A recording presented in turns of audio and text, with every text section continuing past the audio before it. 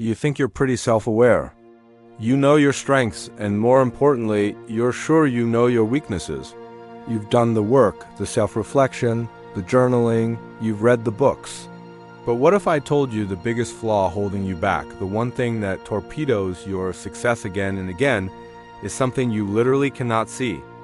What if the very mind you trust to guide you is actively designed to keep you in the dark? This isn't just a fun theory.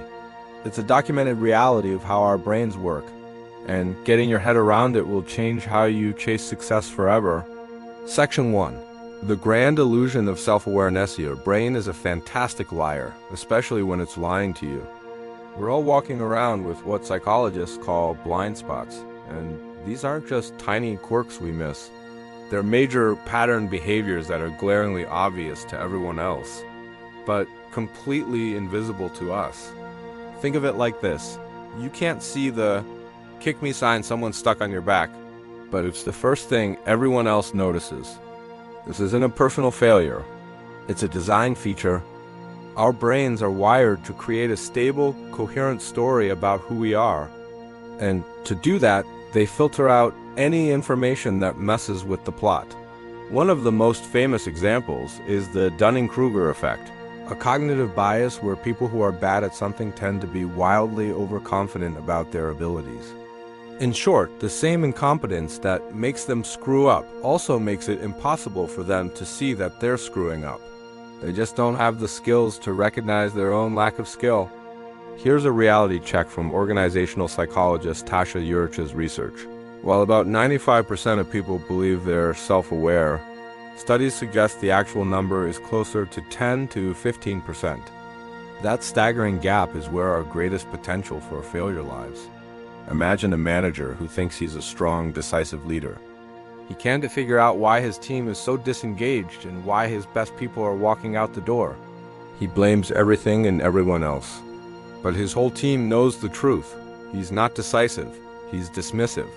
He doesn't listen, and he steamrolls their ideas. In his mind, his greatest strength is the very flaw poisoning his team. He's being sabotaged not by his job, but by the blind spot he refuses to see. Section 2. The mirror in the room. So, if your own mind is rigged to hide the truth, how do you break out of the matrix? If you can't trust your own perception, where do you turn? The answer is both incredibly simple and surprisingly deep. You turn to other people. The only way to see the sign on your back is for someone else to point it out. And this isn't a sign of weakness, it's a mark of strategic intelligence. We're social creatures, and our survival as a species has always hinged on cooperation. It's the secret sauce that let us tackle problems no single person could ever face alone. Think of an airline pilot. She's got incredible training and skill, but she'd never dream of flying without her instruments. She needs the altimeter for her altitude, the GPS for her location, and air traffic control to keep from running into anyone else. She can't just eyeball it from the cockpit window. In this analogy, you're the pilot. Your ambition, your work ethic, that's you at the controls.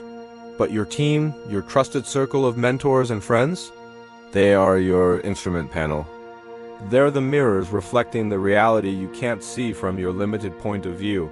This is the principle of interdependence, a system where people rely on each other for the whole group to win.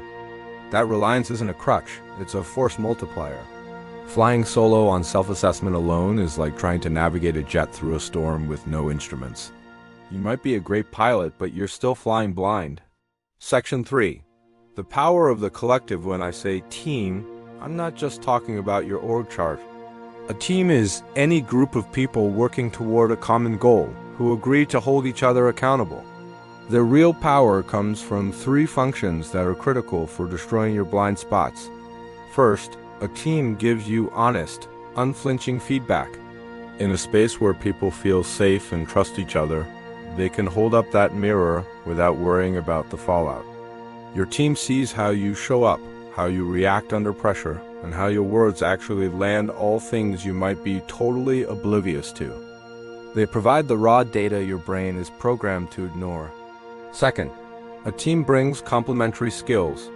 The myth of the lone genius who's great at everything is exactly that, a myth. The Wright brothers are a perfect example. Wilbur was the visionary, the big picture thinker, while Orville was the hands-on engineering whiz who could make it work. Together, they solved the puzzle of flight. Alone, they might have just been guys with a weird hobby. Your team is there to fill your gaps.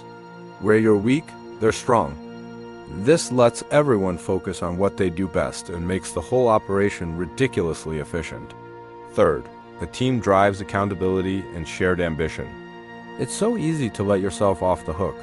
It's a lot harder to let down people you respect who are counting on you. When a group commits to a mission together, it pulls everyone up. That shared purpose becomes a gravitational force, making it almost impossible for any one person to get lost in their own self-deception. Section 4. The myth of the solitary genius, but what about the lonely road to success? We love the romantic idea that greatness requires total isolation. It's a compelling story, but it's dangerously wrong. Yes, focused, deep work is crucial. But the breakthroughs, the moments that change the game, almost never happen in a vacuum. Steve Jobs had Steve Wozniak, the engineering genius who brought his visions to life. The Beatles honed their craft by playing together for thousands of hours, developing a kind of non-verbal hive mind. The road to success might have some lonely stretches, but the destination is almost always a team effort. Solitude is where you sharpen your skills. Collaboration is where you stress test your ideas, fix your course, and blow past the obstacles you never saw coming. You need the quiet to think, but you need the team to see. So think about it. When was the last time a friend, a mentor, or a teammate pointed out a blind spot that, once you saw it, changed everything? Drop that story in the comments. Your moment of clarity could be the breakthrough someone else is waiting for.